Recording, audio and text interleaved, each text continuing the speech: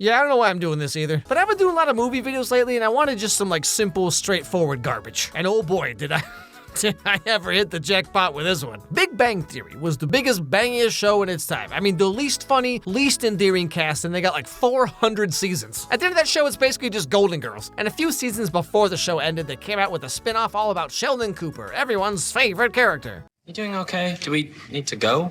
No, I'm fine. I admit all these people did take me by surprise at first, but I've learned that I can accept change. Since when? I managed it when Amy switched her shampoo from Prel to Prel for oily hair.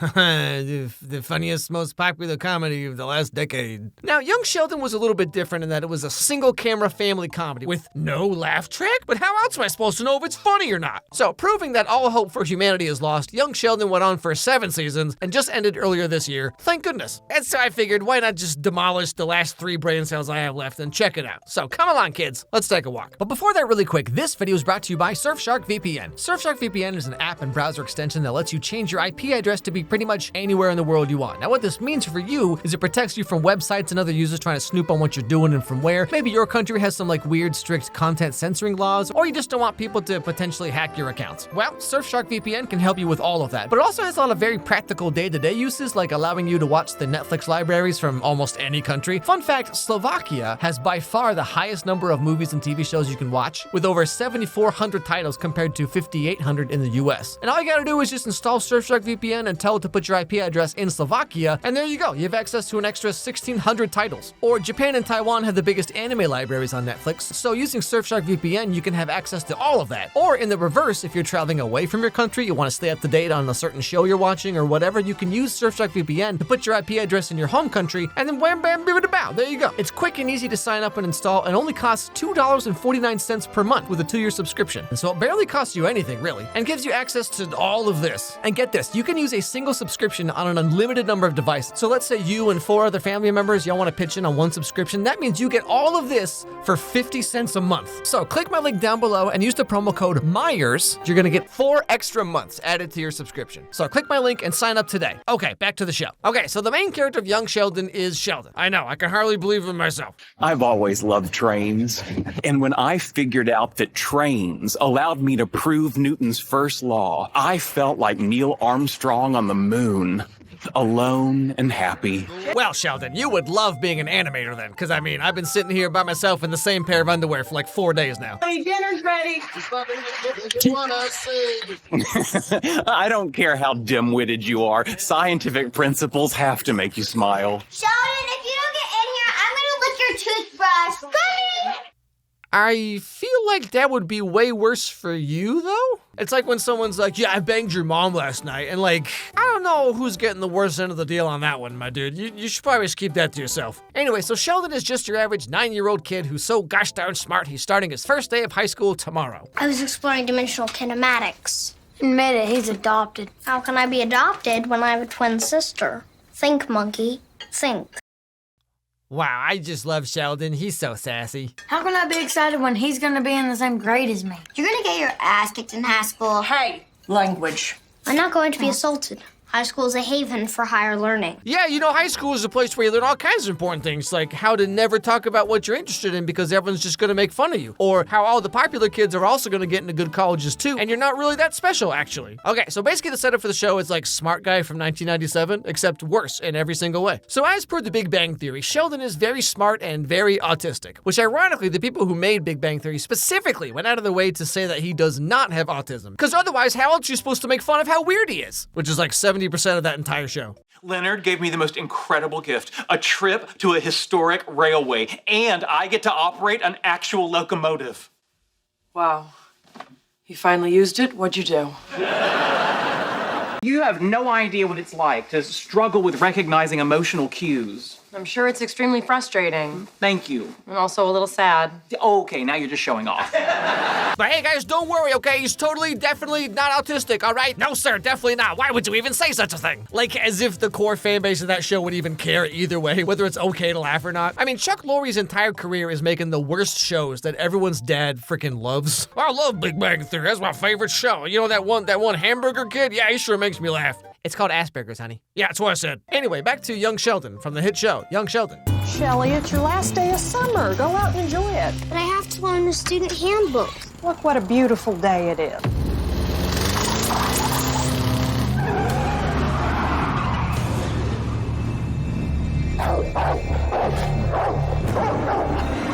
This is pretty much what happens to me after I finish one of these videos and I haven't seen sunlight for like 6 days. I open the door to get my Uber Eats and I'm just like... Also, like, in almost every piece of media that I've seen that has autistic characters, like, they're always like these genius savant kind of people, you know, like Sheldon Cooper or The Good Doctor or Rain Man or whatever, right? But, like, I have a few autistic people who are very close to me and, like, really they just know a lot about seals and they hate polyester. Anyway, so finally it's time for Sheldon's first day of high school and he is so ready, I tell you what.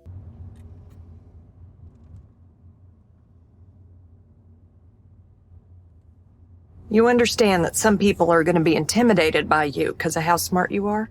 Or maybe they'll recognize my intellect and make me their leader. Oh boy, yeah, trust me. This is what being in talented and gifted program in like 4th grade does to you. Like, I also thought being smart and knowing the entire Sailor Moon timeline would make me cool, but instead all I got was not go to prom and didn't have a girlfriend until I was 21. Now, as for Sheldon's not autism, he has to put on his bow tie before school, okay? He just like has to. But his mom knows that if this 9-year-old smart kid walks into high school with a bow tie, I mean, come on, this kid's not making it past 3rd period.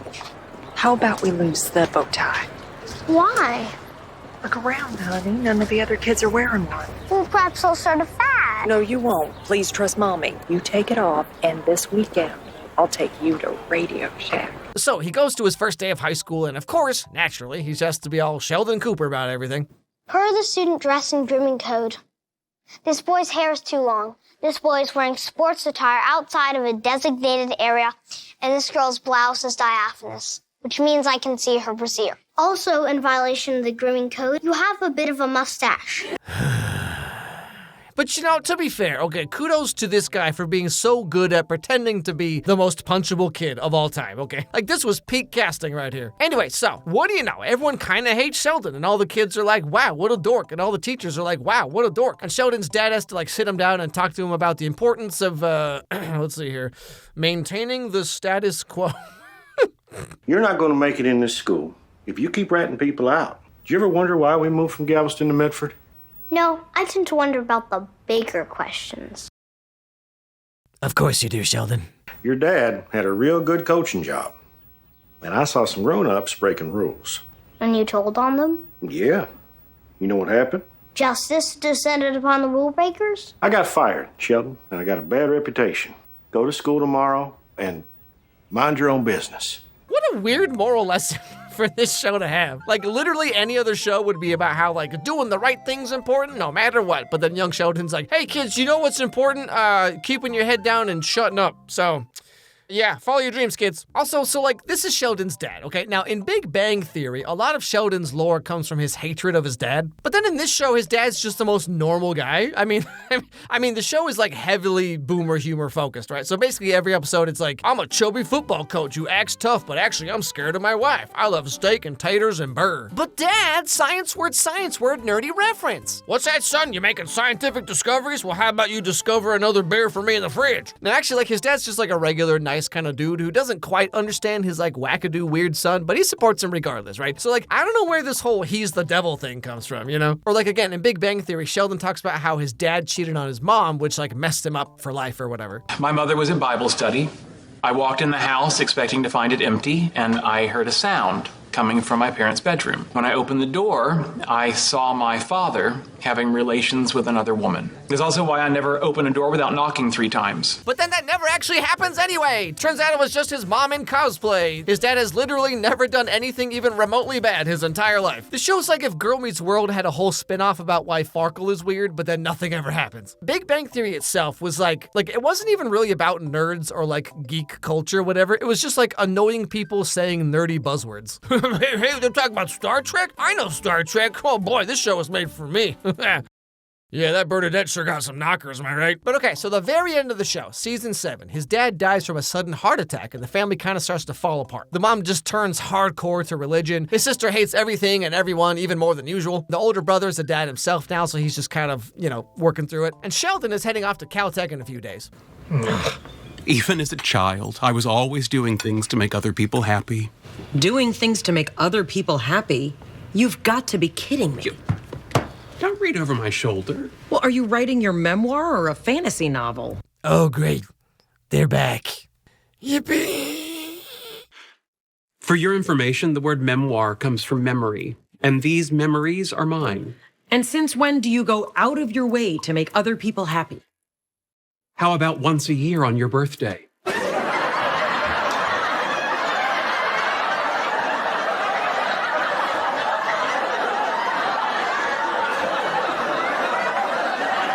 Something about this part that really struck me is like, Young Sheldon is a single camera family comedy show, right? But these two here in this scene are so clearly trying to act the way they did back in the 3-camera sitcom setup of the old show. So like, it really highlights just how forced and awkward every single line of that show was. Other than that, when? All the time. Sheldon, while I was giving birth, you zoomed into a seminar. You were taking forever to dilate.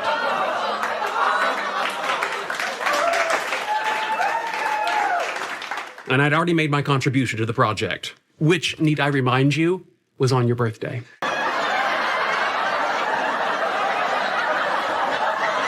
But anyway, so this whole show has actually been a memoir that Sheldon's been writing, and the final episode flips back and forth between younger and older versions of himself. So the younger version is dealing with his dad's death, but because he's totally not autistic, he doesn't quite understand the feelings that everyone else seems to be going through about this. I wasn't always as emotionally intelligent as I am today.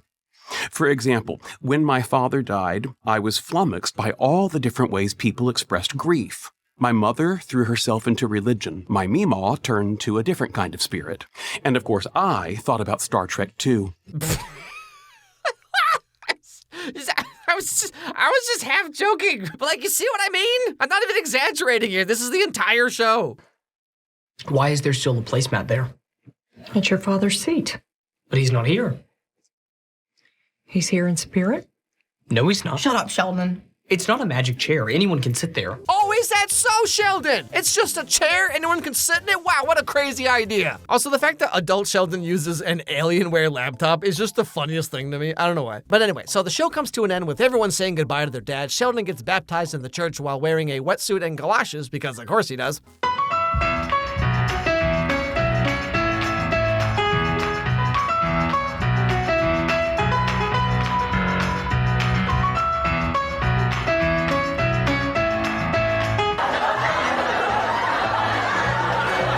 And like, again, in The Big Bang Theory, Sheldon talks about how his mom being so super religious and his dad being the devil is what shaped him into who he is now. But like, his mom doesn't get super religious until the very end of the show, right before he goes off to Caltech on his own anyway. And his dad's actually really nice, and he has a pretty great relationship with him until he dies. And then 10 years later, he's just like, oh, actually, I hated my dad the whole time, okay? But Alex, he's probably just misremembering things because that's what people do all the time. Well, I'm glad you said that, Mr. Random Person I just made up. So throughout all of Big Bang Theory and also Young Sheldon, they hit us over the head constantly with the fact that Sheldon has a perfect photographic eidetic memory. Taking it all in one last time, so I remember it when I'm older. You gonna remember me? I have an eidetic memory. I have no choice. Ha.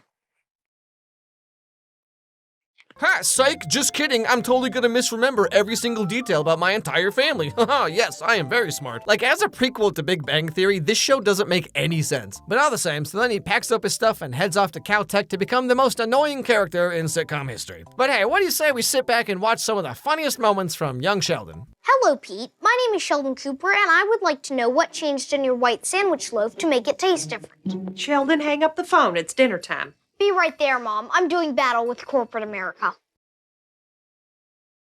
Yeah, you want the aisle or the window? Which one is assigned to me? It doesn't matter, just pick one. Well, if I sit by the window, I can watch the takeoff and landing. But if I sit on the aisle, I'm closer to the bathroom. Here we go. Hey, do you get it, everybody? Sheldon literally can't do anything. Good thing this bit will never get old. It seems I have a crush on you. What? I'm as surprised as you are, but I have all the symptoms according to both Dr. Sturgis and the editors of Sassy Magazine. I sat through 7 seasons of Riverdale, and I don't know how anyone could watch 7 seasons of this. You know, I have to respect Chuck Lorre though, okay? Because like 2.5 Men, Big Bang Theory, Young Sheldon, this man is a quadrillionaire for making the worst TV. Turns out making absolute garbage will get you really far in life. But hey, I mean, jokes aside, if you or someone you know likes Young Sheldon, that's fine, okay? Sometimes you just gotta watch some trash, you know? Hey everybody, thanks for watching this video. If you liked it, please watch another one, because that's how the algorithm works. So click on this one that's being recommended to you right now, right here on the screen. It actually helps a lot if you do that, because like that's how YouTube knows that my videos are worth caring about. Also, if you have any movies or TV shows you'd like to recommend, send me an email at alexmeyerscontact@gmail.com, and I'll put them on my absurdly long list of movies that I need to get to at some point. Anyway, hope I made your day a little bit better, and I'll see you all next time.